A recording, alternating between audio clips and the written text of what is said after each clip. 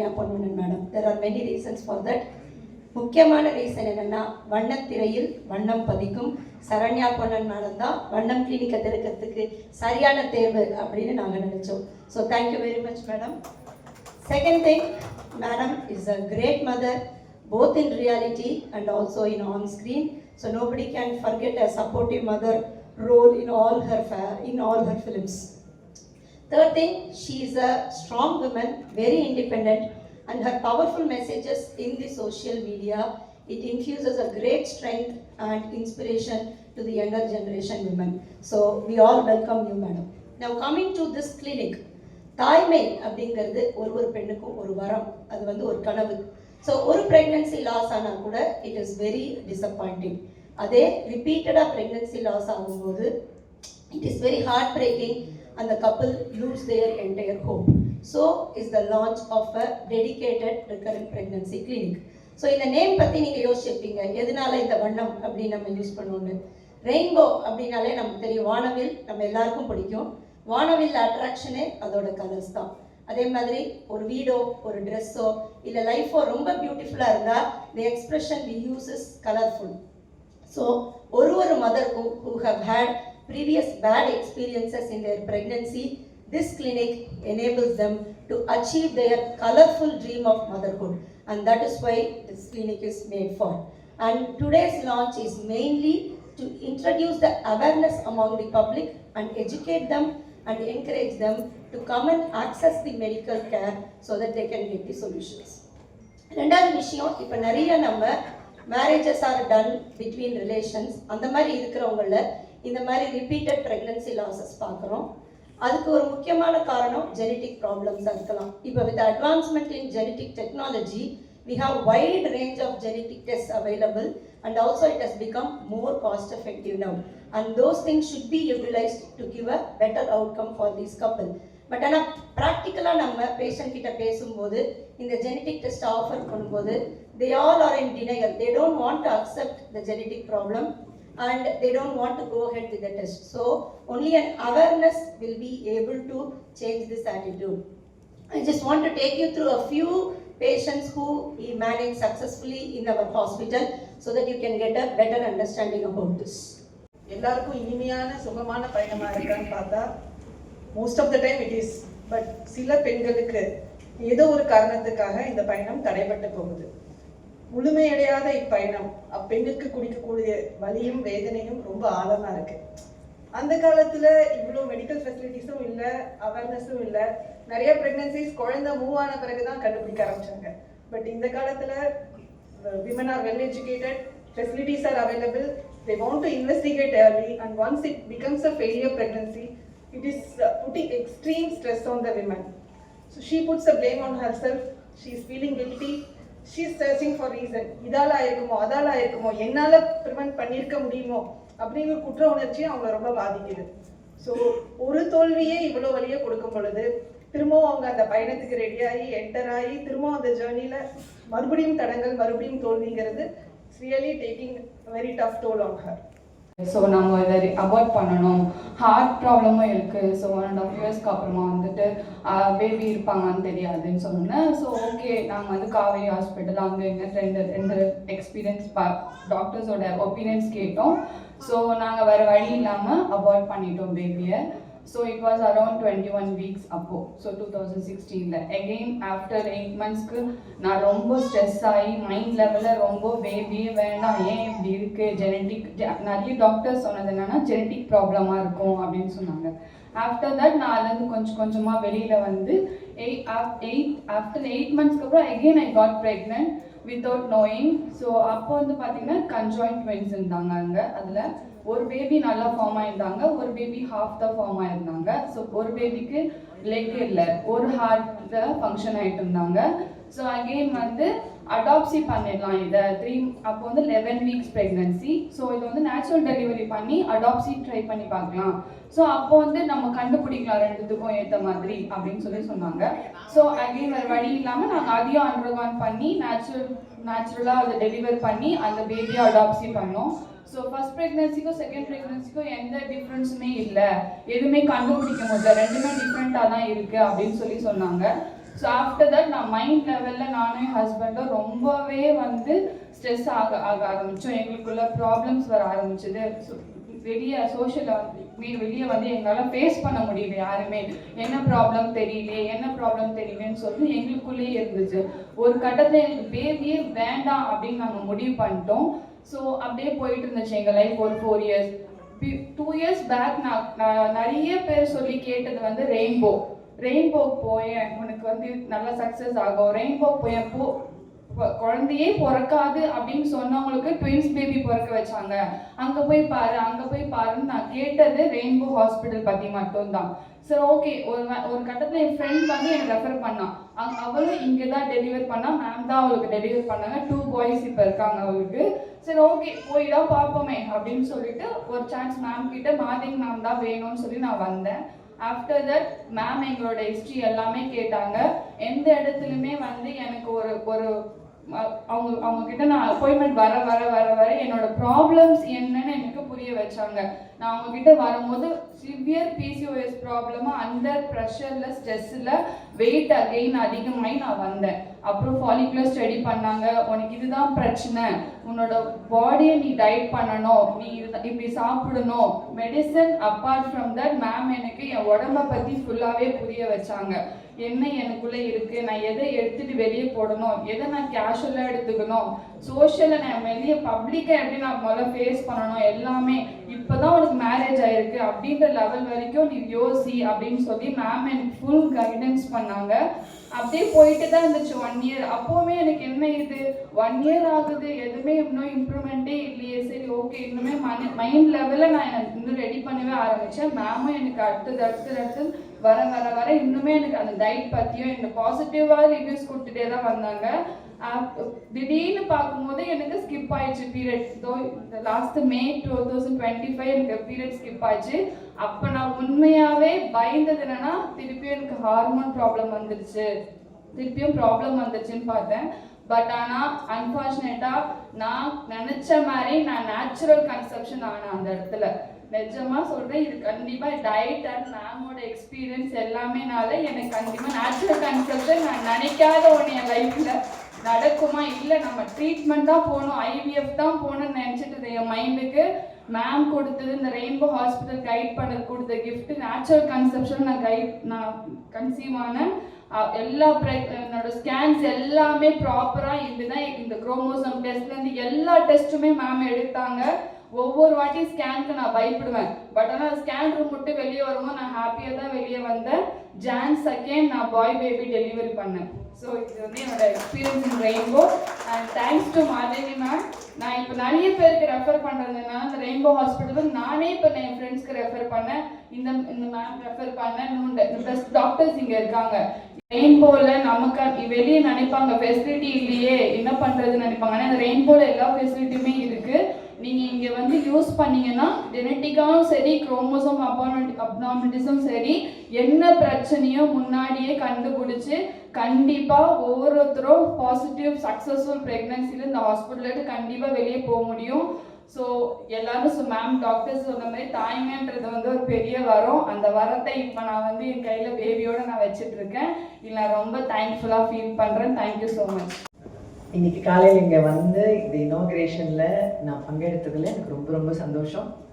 என்கிட்ட இந்த recurrent pregnancy loss பற்றி எனக்கு எக்ஸ்பிளைன் பண்ணுங்கன்னு சொல்லும்போது எனக்கு என்ன தோணுச்சு அப்படின்னு நான் அதை எதோட சேர்த்து பார்த்தேன்னா, ஒரு அம்மாவுடைய கேர் அப்படின்ற மாதிரி தான் எனக்கு தோணுச்சு. இப்போ ஒரு பொண்ணு வந்து அந்த பொண்ணை என்ன சாப்பிட்டு என்ன வளர்ந்து எப்படி வளர்த்துனாங்கன்ற அந்த அம்மாவுக்கு தெரியும். அப்போ அந்த பொண்ணை அப்படி வளர்த்திருப்பாங்க.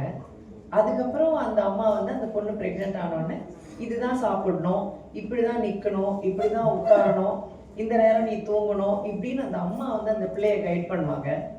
அந்த கைடன்ஸ்லேயே அந்த பொண்ணோட வயத்துல அந்த குழந்தை வளரும்.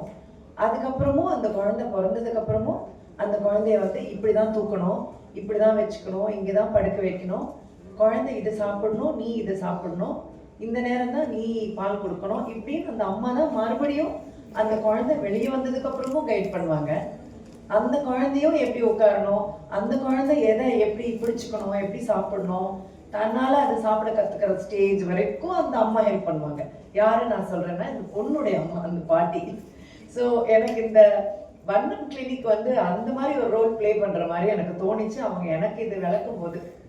ஏன்னா அது துவக்கத்துல இருந்தே ஒருத்தர்கிட்டையும் அவங்க பிரெக்னன்சி ஆகிறது போது ஃபர்ஸ்ட் ஸ்டெப்லயே நீங்க என்ன பண்ணணும், இப்போ நீங்க உங்களுக்கு எல்லா டெஸ்ட்டும் பண்ணி பார்க்கறது, அவங்களுக்கு என்னென்ன இருக்கு, ஓகே நீங்க இந்த ட்ராக்ல இருக்கீங்க, நீங்க இந்த கைடன்ஸ்ல போகணும் அப்படின்னு அவங்கள ஒரு ட்ராக்ல கைட் பண்றது, என்ன பிரச்சனைன்னு கண்டுபிடிச்சு அந்த கைட் பண்ணும்போது நீங்க ரெஃபர் பண்ணி நீங்க இந்த ஆஸ்பத்திரி போகணும், நீங்க அந்த டாக்டரை பார்க்கணும் அப்படி சொல்லாம நீங்க இங்க உட்காருங்க, நாங்களே யார் உங்களை பார்க்கணுமோ அவங்களை இப்போ இந்த ரூம் கூட்டு வரோன்ற மாதிரி அந்த டாக்டர் அங்கேயே வந்து அவங்கள பார்க்குற மாதிரியும், என்ன டெஸ்ட் எடுக்கணும் அதுக்கு நீங்க இந்த ஆஸ்பத்திரி போகணும் அப்படி சொல்லாம அதையுமே நீங்க இங்கேயே உட்காந்துருங்க, நாங்களே வந்து இந்த டெஸ்ட் எடுக்கிறோம்னு சொல்லி.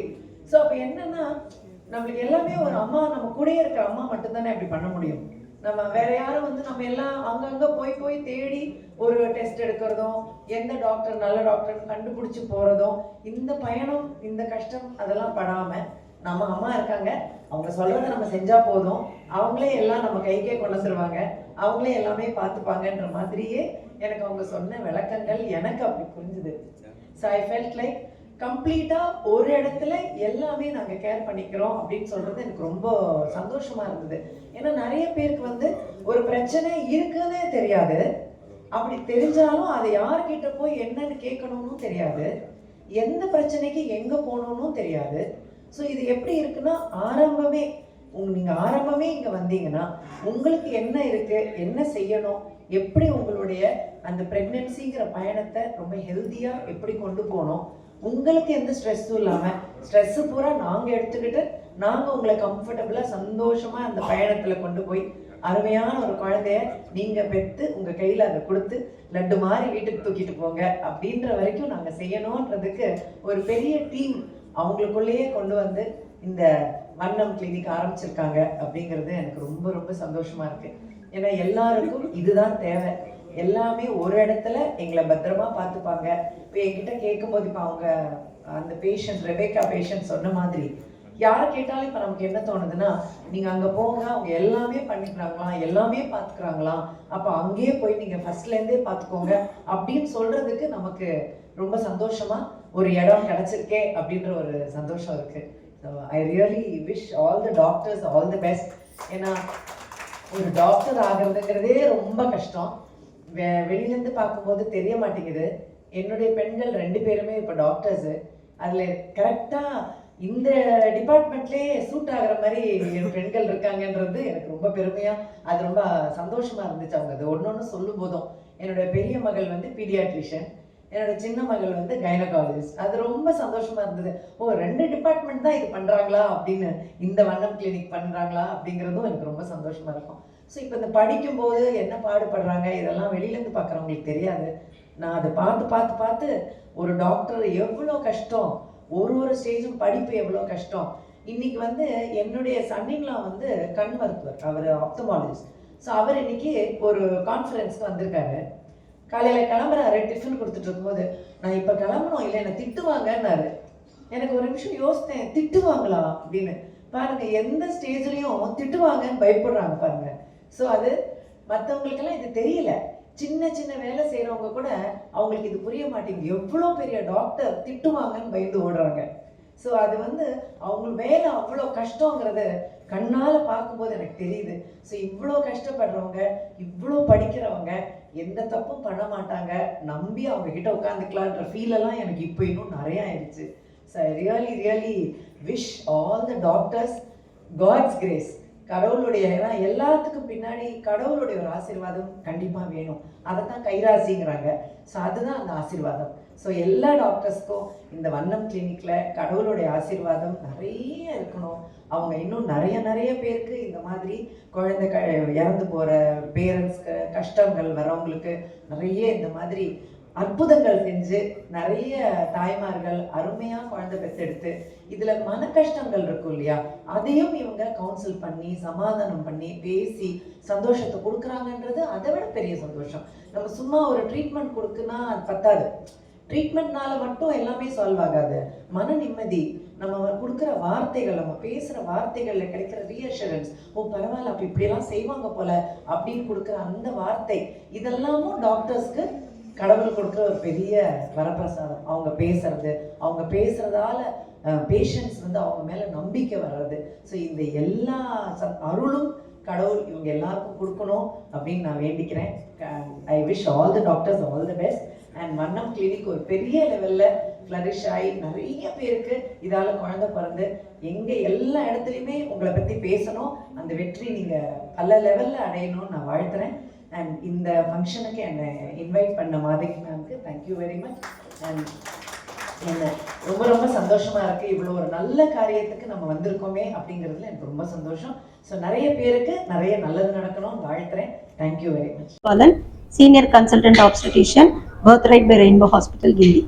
இப்போ ரிக்கரண்ட் பிரெக்னன்சி லாஸ் அப்படின்னா என்ன அப்படின்னா, ஒரு தாய்க்கு ஒரு பெண்ணுக்கு 2 முறைக்கு மேலே ரிப்பீட்டடாக ப்ரெக்னன்சி லாஸ் ஆச்சுன்னா அதை நம்ம ரிக்கரண்ட் ப்ரெக்னன்சி லாஸ்ன்னு சொல்கிறோம். ஸோ டோட்டல் ப்ரெக்னன்சிஸில் பார்க்கும்போது ஒரு 2 to 5% பீப்புளுக்கு இது மாதிரி ரிப்பீட்டடாக வரலாம். இதுக்கு பல காரணங்கள் இருக்குது. முக்கியமாக நம்ம சொல்கிறது வந்து chromosomal problem and genetic problem. அதை தவிர யூட்ரஸோட ஷேப் அப்நார்மாலிட்டி, இல்லை ஆட்டோஇம்யூன், அதாவது நம்ம உடம்பே நம்மளோட பாடிக்கு எதிர்த்தாப்புல ஆன்டிபாடிஸ் ப்ரொடியூஸ் பண்ணுறது, இல்லை வேறு சில ஹார்மோன் இம்பேலன்சஸ், இந்த மாதிரி காரணங்கள் இருக்கலாம். இதில் முக்கியமாக குட் அவுட்கம் கொடுக்கணும் அப்படின்னா 3 விஷயம் we have to do. 1, pregnant ஆகிறதுக்கு முன்னாடியே இதுக்கான காரணத்தை, ரூட் காஸை டயக்னாஸ்டிக் டெஸ்ட் பண்ணி இவாலுவேட் பண்ணணும். 2வது, ப்ரெக்னன்சி ஸ்டார்ட் ஆன உடனே கேர்ஃபுல் மானிட்டரிங் ஸ்கேன் மூலமாக கண்டுபிடிக்கலாம். 3வது, அதையும் மீறி ப்ராப்ளம் வந்துச்சுன்னா ஏர்லியாக இன்டர்வென்ஷன் பண்ணினானா சக்ஸஸ்ஃபுல் அவுட்கம் கொடுக்க முடியும்.